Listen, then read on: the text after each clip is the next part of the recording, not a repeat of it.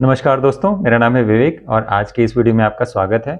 और आज के इस वीडियो में हम डिस्कस करेंगे विटामिन ई के बारे में कि विटामिन ई हमारे लिए क्यों यूज़फुल है। आमतौर पर विटामिन ई को लोग अपने बालों के लिए और अपनी स्किन की हेल्थ के लिए यूज़ करते हैं और इसके बारे में लोगों को पता भी होता है। लेकिन विटामिन ई के और क्या फ़ायदे होते हैं इसके बारे में आमतौर पर लोगों को इसके बारे में जानकारी नहीं होती, क्योंकि विटामिन ई हमारी जो रेड ब्लड सेल्स हैं उसको हेल्दी रखने के लिए बहुत ज़रूरी होता है। और हमारी रेड ब्लड सेल्स अच्छी होती हैं तो जो हमारा हीमोग्लोबिन है, जो कि हमारे रेड ब्लड सेल्स में पाया जाने वाला एक प्रोटीन है, उसकी सेहत अच्छी होती है। तो हीमोग्लोबिन के लेवल को भी मेंटेन करने के लिए विटामिन ई हमारे लिए बहुत ज़रूरी होता है। बट इसके अलावा जो कुछ इंपॉर्टेंट चीज़ें हैं विटामिन ई से रिलेटेड, वो लोगों को पता नहीं होती। तो आज इस वीडियो में हम ऐसे 5 पॉइंट्स के बारे में डिस्कस करेंगे कि विटामिन ई का क्या क्या यूज़ हमारे शरीर के लिए होता है। तो सबसे पहले नंबर पे जो मैं डिस्कस करना चाहूँगा कि हमारी जो मांसपेशियाँ हैं, जो हमारी मसल्स की हेल्थ है, उसको अच्छा रखने के लिए विटामिन ई का बहुत यूज़ होता है। और ख़ासतौर से जब लोगों की एजिंग होने लगती है, जब लोग लगभग नॉर्मली 50s की एज को पार करने लगते हैं और कई बार 60s, 70s, 80s, 90s, क्योंकि धीरे-धीरे हमारी मांसपेशियाँ जो हैं कमज़ोर होने लगती हैं। और कमज़ोर होने की वजह से जो एजिंग में जो ज़्यादातर लोगों को प्रॉब्लम होती है, कई बार क्या होता है कि मांसपेशियाँ कमज़ोर होने की वजह से वो लोग गिर जाते हैं, उनकी हड्डियाँ टूट जाती हैं और मस्कुलर स्ट्रेंथ नहीं होती, तो अच्छे से चल भी नहीं पाते लोग। तो ऐसे लोगों के लिए विटामिन ई बहुत ज़रूरी है। हमारी मांसपेशियों में अगर किसी तरह का कोई कभी चोट लग गया, घाव हो गया, तो उसको उसकी हीलिंग के लिए भी विटामिन ई हमारे लिए बहुत ज़रूरी होता है।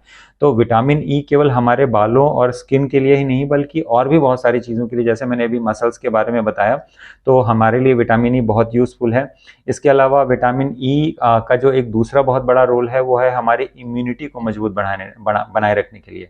तो अगर हमारा इम्यून सिस्टम अच्छा बना रहता है तो हमें जो इन्फ्लेमेटरी डिसऑर्डर है, क्योंकि देखिए आप लोग जानते हैं कि मैं हार्ट के पेशेंट्स को ट्रीट करता हूँ, हार्ट एंड डायबिटीज़ मेरा एक्सपर्टीज़ है। तो अगर हमारा इम्यून सिस्टम अच्छा है, तो जैसे हम ब्लॉकेज की बात करते हैं, तो ब्लॉकेज बनने की प्रक्रिया भी तभी होती है जब हमारा इम्यून सिस्टम कमज़ोर होता है। और जब हमारी जो खून की नसें होती हैं, जो कोरोनरी आर्टरीज होती हैं, जो ब्लॉकेज बनती है, जब उनमें बैक्टीरियल इन्फेक्शन होता है, अंदरूनी परत हमारी कमज़ोर होती है, तो इसका जो मुख्य कारण होता है वो हमारा इम्यून सिस्टम का कमज़ोर होना होता है। तो अगर हमारी जो खून की नसें हैं, अगर उनमें किसी तरह का कोई डैमेज हो जाता है, तभी हमारी ब्लॉकेज बनती है। तो इम्यून सिस्टम को मजबूत करने के लिए भी विटामिन ई का बहुत बड़ा रोल होता है। तो अगर हमारे डाइट में विटामिन ई से रिच चीज़ें होती हैं, तो हम कह सकते हैं कि हमारी इम्यूनिटी को बनाए रखने के लिए इसका बहुत बड़ा रोल होता है हमारी इम्यूनिटी को मेंटेन करने के लिए। और अगर हमारी इम्यूनिटी बनी रहती है, तो केवल मैं हार्ट डिजीज़ की बात नहीं कर रहा हूँ, बल्कि जो इन्फेक्शियस डिजीज़ है, बल्कि जब मौसम बदलते हैं तो लोगों को आमतौर पर बुखार हो जाता है, सर्दी हो जाती है। और ये जो छोटे-छोटे मतलब कहते हैं ना कि क्विक जो डिसऑर्डर होते हैं, जैसे कभी किसी को बुखार हो गया, खांसी हो गया, ये क्या होते हैं, जल्दी वाली बीमारी, जल्दी आते हैं, जल्दी चले जाते हैं, ये कोई क्रॉनिक डिसऑर्डर नहीं होते हैं। तो इनको रोकने के लिए, और इसके अलावा जो क्रॉनिक इन्फ्लामेशन हमारे शरीर में ग्रो करता है, इन सब चीज़ों के लिए विटामिन ई का बहुत ज़्यादा रोल होता है। तो ये लोगों को समझना बहुत ज़रूरी है कि मांसपेशियों की सेहत के लिए और हमारे इम्यून सिस्टम को अच्छा बनाए रखने के लिए विटामिन ई का बहुत ज़्यादा ज़रूरत पड़ता है हमारे शरीर में। इसलिए हमें अपने डाइट में इस तरह की चीज़ें ज़रूर शामिल करनी चाहिए। तीसरे नंबर पे हम डिस्कस करेंगे विटामिन ई का हमारे शरीर के लिए उपयोग होता है, और वो है हमारी आँखों के लिए।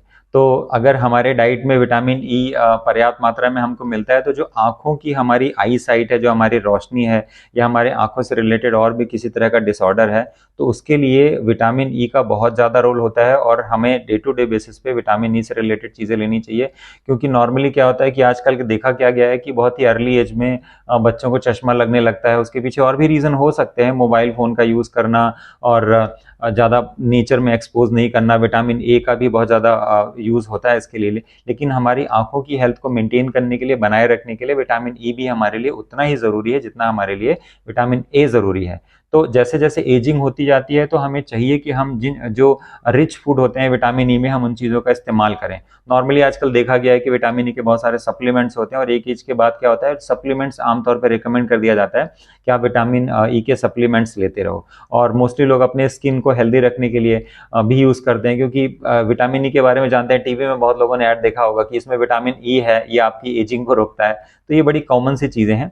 और ये हमारा तीसरा पॉइंट है कि हमारी आँखों के लिए विटामिन विटामिन ई बहुत ज़रूरी होता है। पॉइंट नंबर 4 पे हम बात करेंगे विटामिन ई की हमें ज़रूरत होती है हमारे शरीर में हमारे हार्ट की हेल्थ को अच्छा रखने के लिए, क्योंकि विटामिन ई एक एंटी इन्फ्लेमेटरी एंटीऑक्सीडेंट है, जिसके बारे में हमने पहले भी डिस्कस किया था। ये फैट सॉल्युबल विटामिन है और इसकी वजह से क्या होता है कि जब हमारे बॉडी में इन्फ्लामेशन कम होता है तो क्या होता है, हमारे बॉडी में जो एलडीएल है, जिसको हम कहते हैं बुरा कोलेस्ट्रॉल, जिसको हम लो डेंसिटी लिपोप्रोटीन भी कहते हैं, वो भी हमारे शरीर में कम बनता है। हमारा लीवर उसको कम प्रोड्यूस करता है, जिसकी वजह से हमारी हार्ट की हेल्थ को अच्छा रखने में मदद मिलती है। तो बेसिकली अगर हम विटामिन ई से रिच सोर्स लेते हैं तो क्या होता है कि हम अपने ब्लॉकेज के लेवल को भी कम कर लेते हैं, और अगर अच्छे से हम बाकी एंटीऑक्सीडेंट्स के साथ भी विटामिन ई को लेके चलें तो हम अपनी ब्लॉकेज को इसी तरीके से रिवर्स भी कर सकते हैं। तो हम कह सकते हैं कि विटामिन ई हमारे शरीर में केवल और केवल हार्ट की हेल्थ को अच्छा रखने के लिए, कोलेस्ट्रॉल को कम करने के लिए जिम्मेदार नहीं होता, बल्कि इसके साथ में अगर हम ब्लॉकेज को रिवर्स करने की भी अगर हम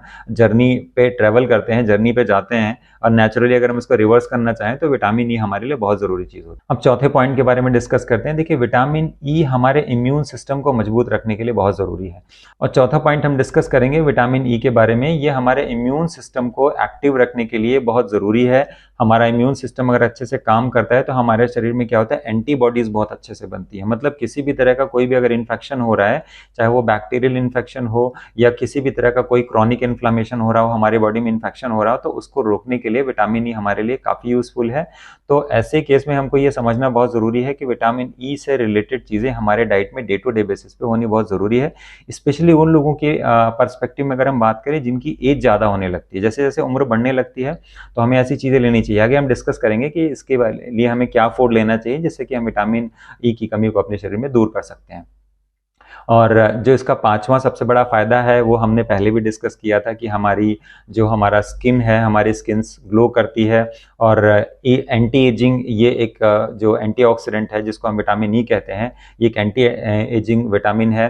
तो और इसके साथ में हमारे जो बाल हैं, हमारे बालों को हेल्दी रखने के लिए, हमारे बालों को घना रखने के लिए हमारे लिए विटामिन ई बहुत यूजफुल होता है। तो इस तरह से मैंने विटामिन ई के आपको 5 तरह के फायदे बताए। अब ये हम समझते हैं कि विटामिन ई से रिलेटेड ऐसा क्या क्या फूड है जो हमारे डे टू डे बेसिस पे हमको इंक्लूड करना चाहिए। देखिए, सबसे पहली चीज, विटामिन ई का जो सबसे अच्छा सोर्स है वो है हमारा बादाम। और बादाम हमें कैसे लेना चाहिए, हमें सोक करके लेना चाहिए, रात भर भिगो करके उसको सुबह हमें उसको छिलका निकाल कर ले लेना चाहिए। इसके अलावा जो सीड्स होते हैं, जैसे कि सनफ्लावर का सीड हो गया, आपका वाटरमेलन का सीड हो गया, और आपका मस्क मेलन का सीड हो गया, और चिया सीड्स हो गया, इस तरह के जो सीड्स हैं ये हमारे लिए बहुत यूजफुल हैं। तो इन सीड्स को भी हमें रात भर सोक कर लेना चाहिए, और करीब 5-5, 6-6 दाने हम अगर हर एक बीज के रात को भिगो लेते हैं तो सुबह इसको हम ब्रेकफास्ट के ठीक पहले हम इसको चबा चबा के अगर खा लेते हैं, या हम शाम को भी खा सकते हैं इसको, ऐसा कोई ज़रूरी नहीं कि हम मॉर्निंग में खाएं। तो ये हमारे लिए बड़ा ईजी तरीका है जिससे कि हम इन सीड्स को ले सकते हैं। इसके अलावा एवोकेडो है, पालक है, और इस तरह का जो फूड है ये भी हमारे लिए, ब्रोकली है, ये सब हमारे विटामिन ई के लिए बहुत ही रिच सोर्स हैं। तो ये मैंने आपको कुछ चीज़ें बताई। तो केवल ये हमारे लिए विटामिन ई के लिए बस यूजफुल नहीं होते, बल्कि जो मैंने आपको अभी बादाम के बारे में बताया, मैंने आपको अभी सीड्स के बारे में बताया, इनमें भर भर के मिनरल्स होते हैं। और जो मैंने अभी आपको ब्रोकली के बारे में बताया, एवोकेडो के बारे में बताया, इनमें इतने सारे और भी एंटीऑक्सीडेंट्स हैं जो हमारी ओवरऑल हेल्थ के लिए बहुत फायदेमंद हैं। तो इसलिए बहुत ज़रूरी है कि हमारे डे टू डे बेसिस पे हम इस तरह का फूड यूज़ करें जिससे कि हमारे डे टू डे बेसिस की जो विटामिन ई की रिक्वायरमेंट है वो पूरी होती रहे। तो केवल आपके स्किन के लिए, आपके बालों के लिए ही नहीं, बल्कि हमारी जो मांसपेशियां हैं, क्योंकि सबसे बड़ा जो रोल है विटामिन ई का वो हमारी मांसपेशियों के लिए है, और हमारा जो इम्यून सिस्टम है उसको मजबूत करने के लिए है।